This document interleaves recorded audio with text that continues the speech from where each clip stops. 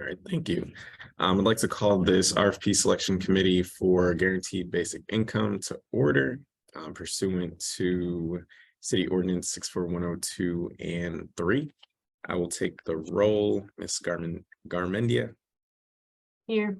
Mr. Sykes, Here. Ms. Kyung, Here. Mr. Anderson, Here. and Mr. Lane. I am here. First or second order of business, discussion of the financial distribution partner RFP. So I'll turn it over to you, James, to lead that. Yeah, so I received all of the score sheets from everyone here. And so if you'd like, I can go ahead and share a quick summary sheet for the proposals that I've sent out to everyone.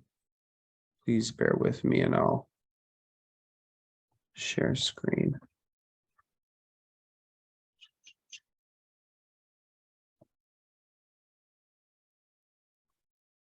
And while I do that, this is a continuation of the discussion we had last week. I mentioned just covering a few important high-level things for each of the proposals. Can everyone see that? Thumbs up. Yep. Wonderful. Yeah, so I really wanted to just summarize for all the proposals what distribution options exist, if there's a transaction fee. Some are a little bit unclear about where the transaction fee existed, so I took some notes on what that kind of looked like and what details they provided. Costs associated, and then their customer service descriptions. I'll start, I guess, at the top, just for us to talk about the distribution options for each of them. If anyone had anything that they wanted to make note of or they thought was important for each of these. Well, thanks. Wish you'd done this earlier, but I do really like it being on the C across to really compare the providers. I think just for the distribution options, you can see that everyone offers ACH, so like that's not a determining factor. And just the the reloadable card, like that's consistent across. So it's really like, okay, you can see like where a provider is above the norm.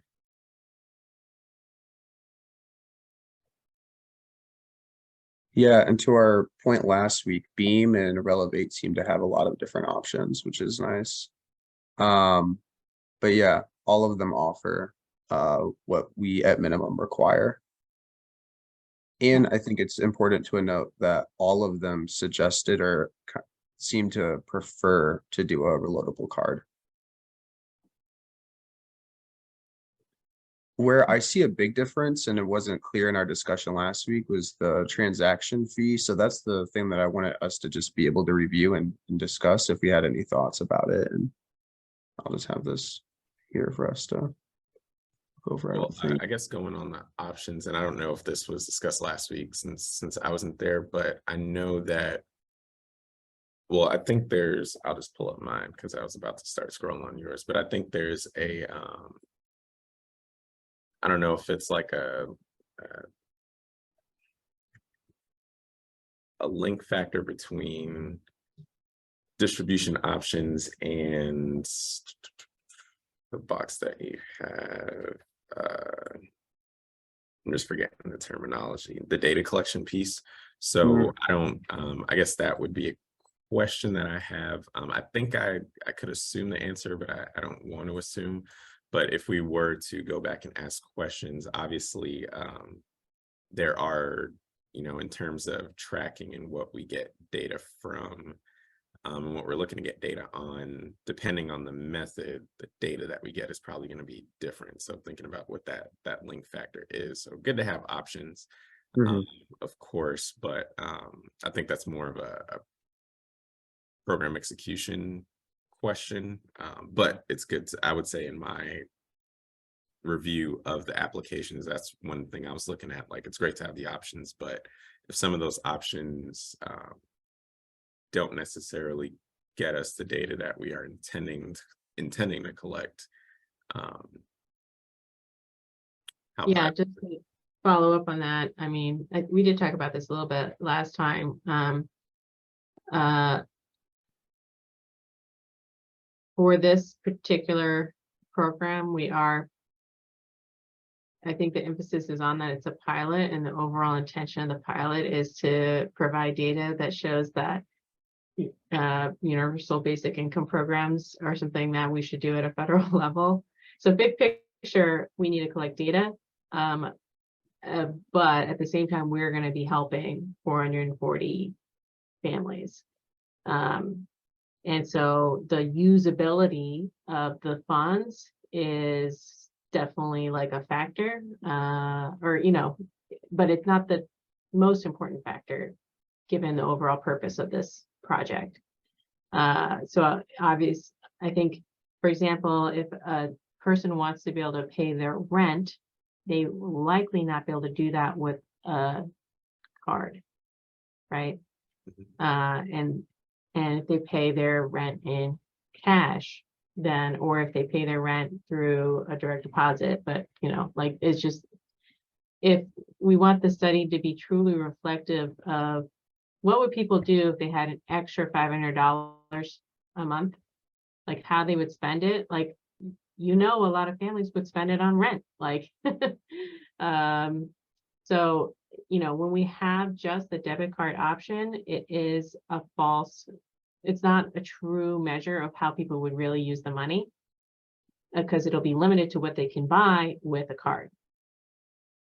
So I think the downside is it's less trackable if people are taking out money through an ATM, but that's why we have the evaluation partner, and why it's important that they actually have conversations with participants, why they have surveys and focus groups, because they're not going to be able to get all the information from the spending data. So I think there's definitely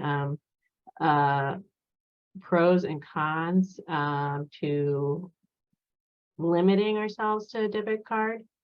You'll get better quality data, but you'll have a false narrowing of how the money would be able to be used. So you're going to see people spending it on food or luxuries, when in reality, they might decide, if they had an extra $500 a month, they might choose to upgrade where they live and spend more of it on rent. So, so I think having the options is important. And I don't think we should do our study just with only using a debit card.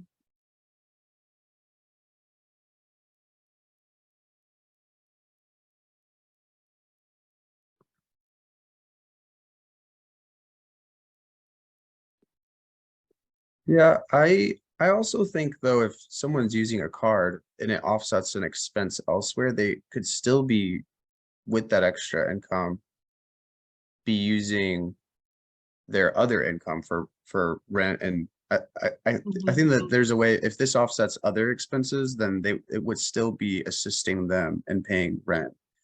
And I think that our data evaluators will just have to, be aware of that. yeah. Asking those questions, so I think when we have the whole team together, I think they'll have to talk together about the limitations of doing the pilot, and what kind of questions will we have to ask qualitatively. Yeah, to your point though, you're right. We wouldn't have empirical spending data that says that they're using this specific $500 for rent. Yeah.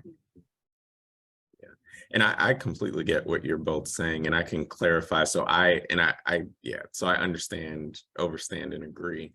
I was stepping back, I was more so from a rating standpoint. So for example, like, let's say there's this great data tracking software called, I don't know, Atlas or whatever. And, they can use it in one of the, I was more so speaking to just the, maybe some of the subjectivity with the scoring that I would provide in the link between the data collection piece and what's offered. Because if I have this Atlas software, which is really good, but it's really only good if I use the the debit card, And then let's say 439 of them say, well, we want ACH.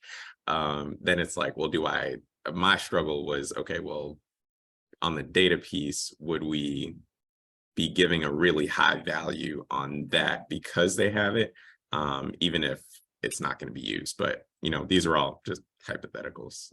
But yeah, but definitely understand that we're dealing with humans and people with different situations. So, having the options allows them to choose what's best for them. And that in itself is a data point.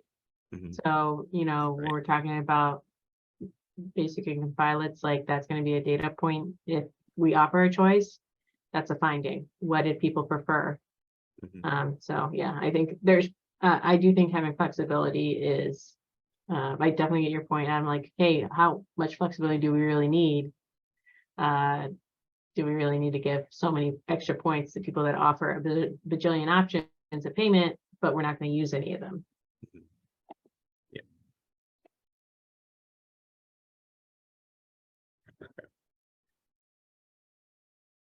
One of the things that I wanted to just touch base on the fees. Oh, I can pull it back up. Yeah, the As soon fees. as you said it, So they all said, in network versus out of network.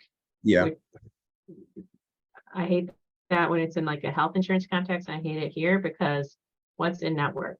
Like, right. is it so US Bank? Is it only US Bank? There, one says Wells Fargo, all-point ATMs. Like, I don't know what kind of ATMs are in places that people would like in the 7-Eleven. Like, I don't know what kind of ATM is in there.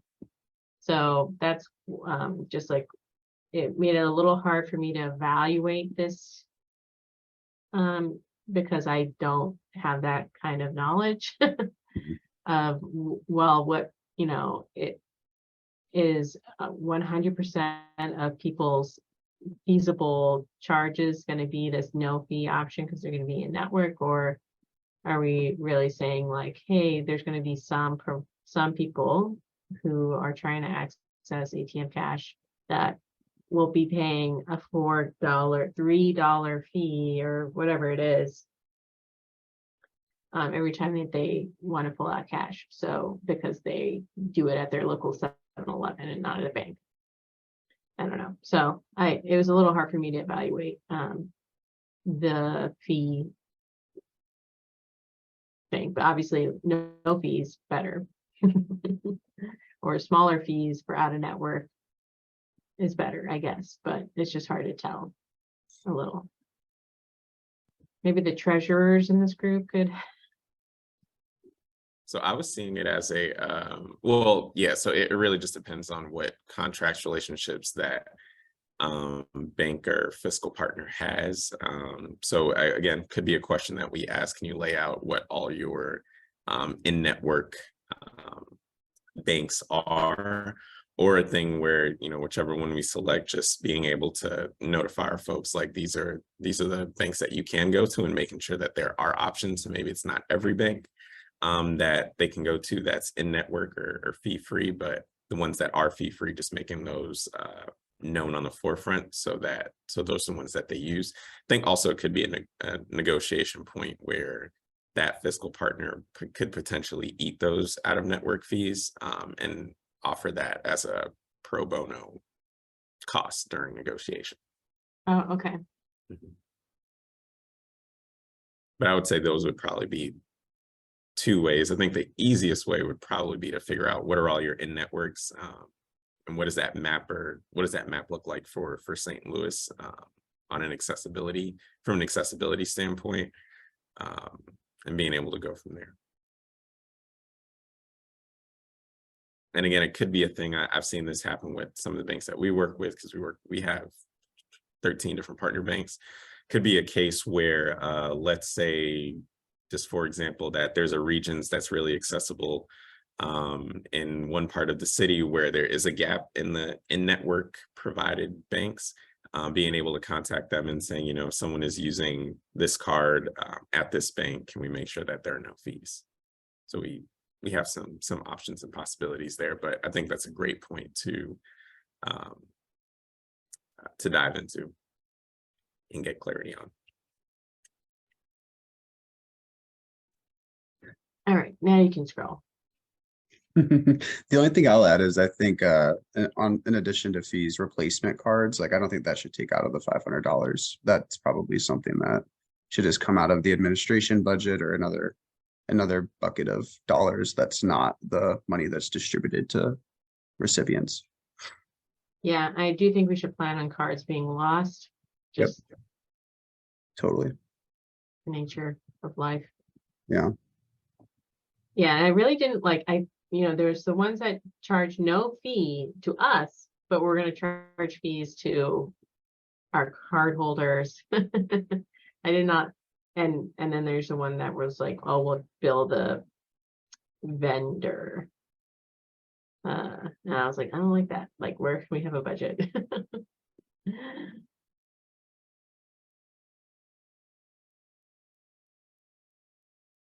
As far as customer service, I think I was trying to think of like, how much of the customer service is going to be coming through the financial partner versus our implementation partner, versus calling the treasurer's office. Like, what's the extent of customer service that we anticipate needing?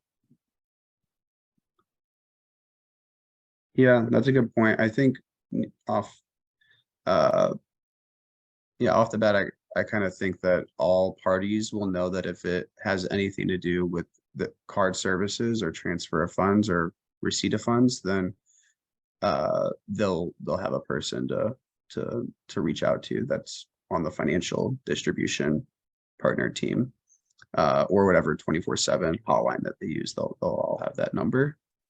But to your point, I think it depends on what the party, the recipient would have questions about or need support with.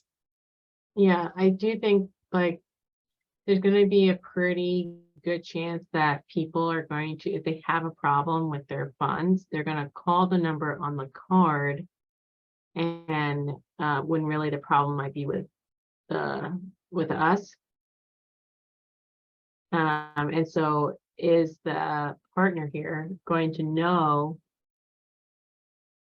Like, this is one of the challenges I see with the Relia card option from US Bank. They have, and Conduit, they have so many other customers that if a St. Louisan were to call in that's enrolled in our pilot and they're having a problem, like they're not going to know that they're in our pilot, and they'll think it's a card problem. They might not know to send them to us. Mhm. So that's one of my concerns with some, these bigger providers that don't specialize in GBI and are just using an existing like card program that they have. That's one of my concerns with that element, is that they're not going to have, they have so many customers, so many, that they're not going to be able to distinguish between our pilot participants and other people. Same.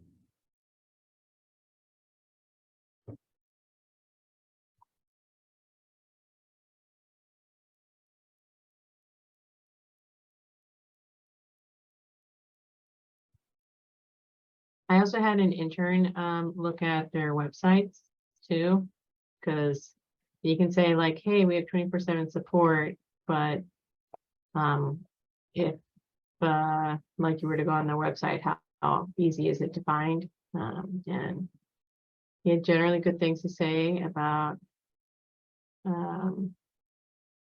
most of the providers, except for one. So I scored that one lower.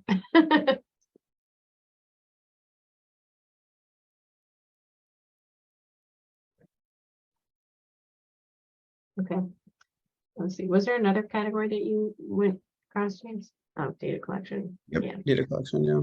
Yeah, I think one thing to note here was the that transaction data for cards is going to be aggregated across categories, across all these providers, and that I think US Bank laid it out the most clearly, that it's to be in compliance with some federal requirement. So, I think just the spending data being aggregated and anonymized is the standard we should expect, not to have like Mary Ellen bought $5 worth of products from 7-Eleven. Yeah. Something to note, US Bank mentioned being able to aggregate by demographics, but that would be an additional cost. They didn't say how much, but that's just something to take note of. I would hope that we could disaggregate across race and ethnicity and gender, just to be able to look at disparities and whatnot. I think that could be a good level of analysis. Yeah, to have for direct cash assistance, we made it optional questions on demographic information folks wanted to share, and then we were able to link their accounts. So I don't like hearing that would have been an extra charge. Yeah. But that's the only one that mentioned that. Something to consider. Yeah, so I think they're able to, if we were to ask them to report stuff out by racial category, I mean, as long as they have that information to start with, then they can run a report for us, but they wouldn't be giving us raw data. Yeah. Or they won't be giving our evaluation partner raw data. Yeah.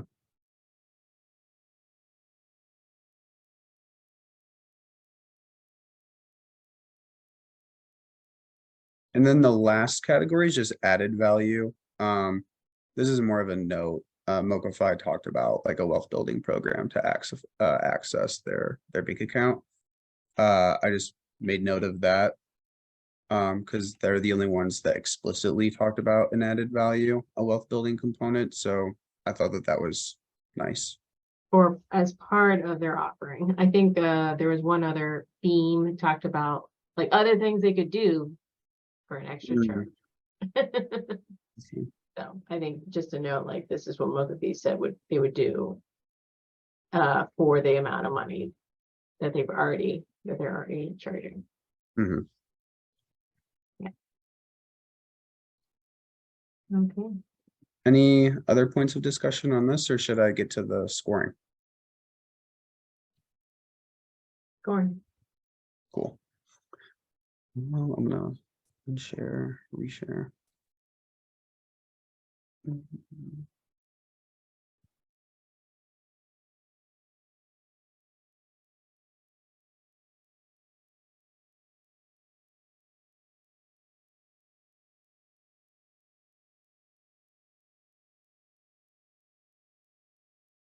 All right.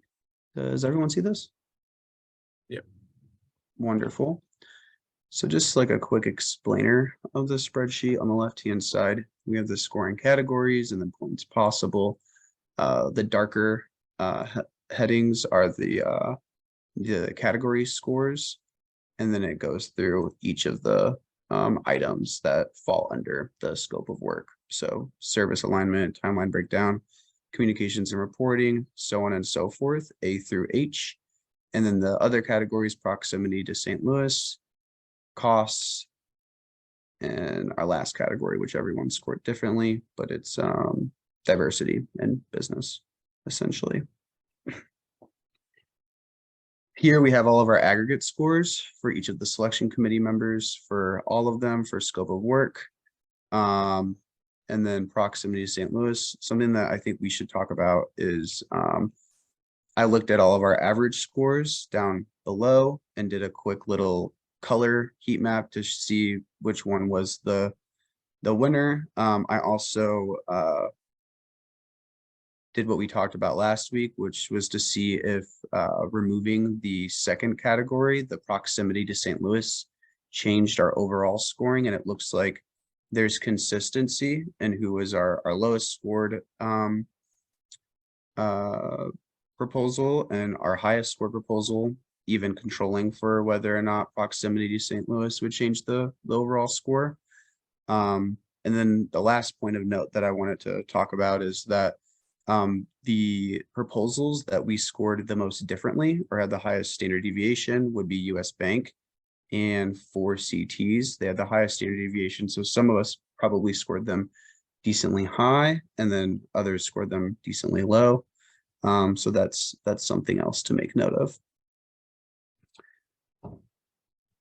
I'm going to pause and see if anyone had any thoughts about what the scores that we had, especially the two that had the most variation in scoring.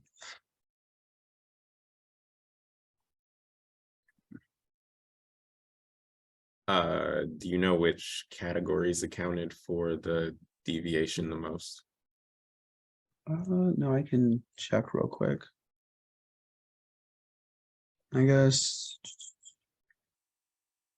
what would be the easiest way to do this? Probably not on screen. Yeah, I Much probably have pressure, to. It's too much pressure. I have to do. Do you want me to calculate it real quick? I can do it. Sure. If I had to, if I can, I mean, I guess looking at that. I mean, I think what's interesting is that when you take out proximity, like the two that were benefited by the proximity category were US Bank and MoCFE. So last time we talked about how maybe proximity wasn't as critical for this particular subcontract.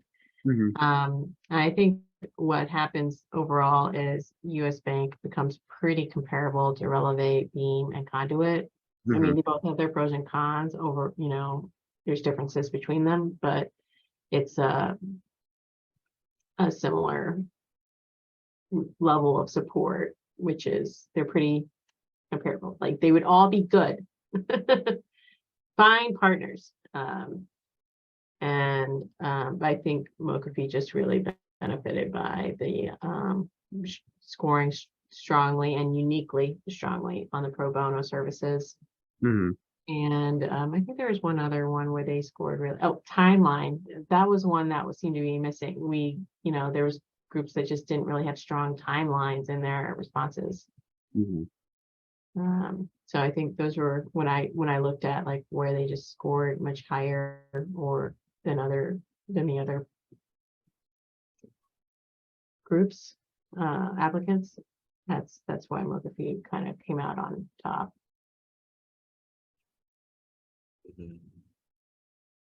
Yeah, I would agree, probably say that maybe communications and reporting had some degree of deviation as well as, like you were saying, the timeline breakdown for those two, or US and 4 CTs.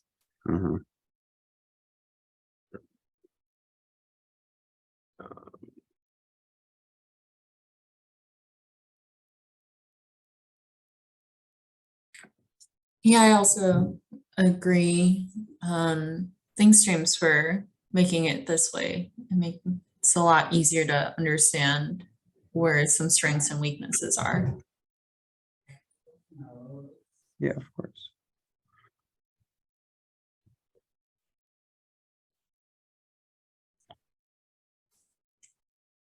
Well, I do think that there's a clear winner.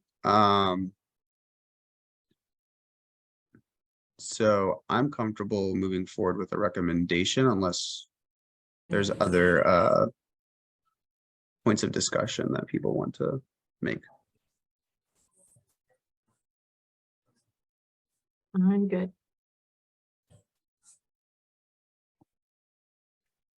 If anyone would like to make a motion? I'll make a motion. Go for Make it. a motion to go into contract negotiations with MoCFE. Second. Been properly moved and seconded. Ms. Gar, all in favor? We'll just do that. Aye. Any opposed? Okay, motion passes.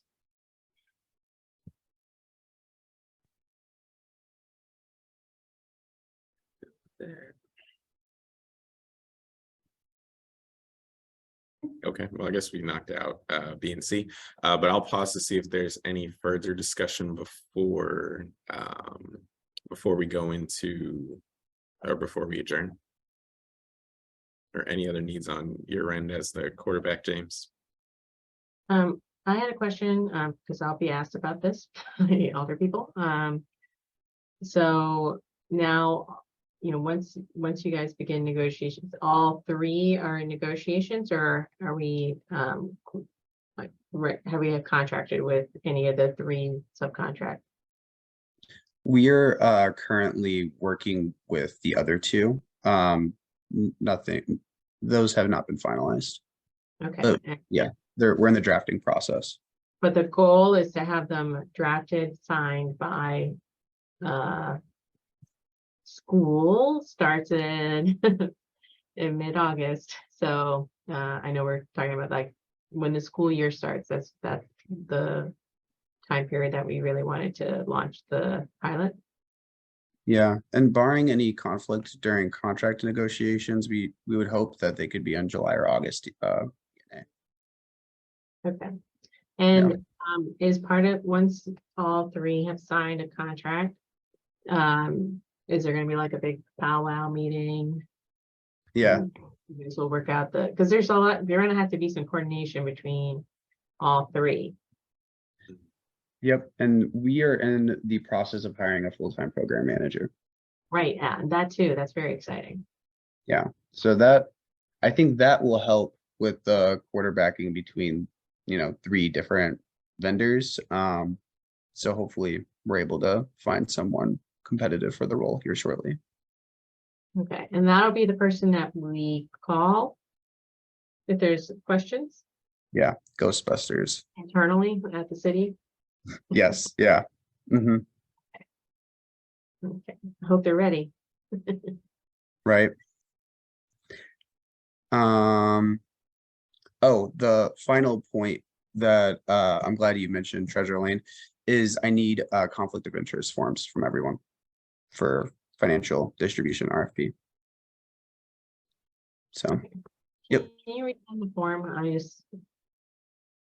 fill it out and Yeah, I'll send it. okay, but you have the other two. Yep. Great. Thank you all. I'll entertain a motion to adjourn. So moved. Second. It's been moved and seconded. All in Previous favor? roll. Any objection to previous roll? Hearing none, we are adjourned. Thanks, everyone. Have a great weekend. All right. Thanks. Happy Friday. Happy Friday.